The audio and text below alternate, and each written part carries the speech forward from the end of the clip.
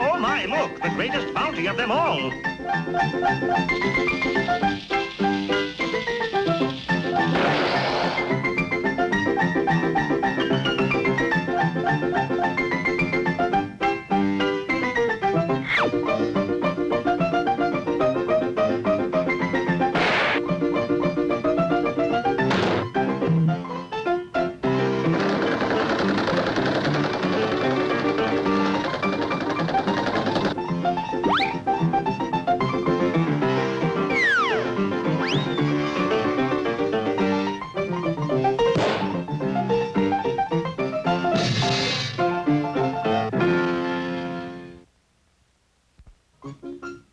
Chinook, a wind that blew through Canada in the fall of 1928. But the biggest Chinook of them all was Dudley Do Right, who blew through Canada at the turn of the century. Farewell, Mother. I am off to the movies. Take care of yourself, son, and don't forget to write. Dudley spent the next 3 hours in a neighborhood theater without once seeing the picture. The reason for this was that he had fallen down a manhole and was sitting in a sewer. Oh my, I am guilty of trespassing. The family code was a do-right must always do right.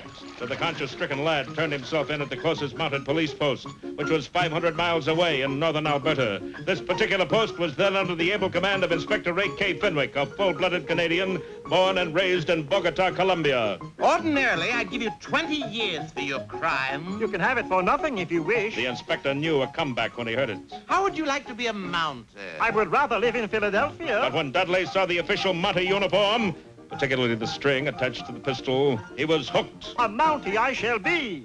After about an hour and a half of basic training, he was ready for his first job. You see that jar of jelly? Read the label. Mother Whiplash's log jam. Right. Now spread some jam on a piece of bread and bite. The strapping young Canadian did as he was told. Anything happen? Yes, sir. I've just lost 2 teeth. That's because that so-called jam is in reality cement. Pointing to a map, the inspector filled our hero in on a hideous but ingenious crime. Timber is Canada's #2 industry, but lately the timber hasn't been coming down the river. That's because a devil named Snidely Whiplash has taken this log jam, poured it over the logs, and created a log jam up at the river's mouth. Why do we not arrest him? With an alias like Mother Whiplash? Why, we'd antagonize every mother in Canada. Oh, no. The only way to solve this problem is to dynamite the log jam and break it up. You see that satchel on the floor? It has a time bomb in it. Now you take the satchel and stick it into the log jam.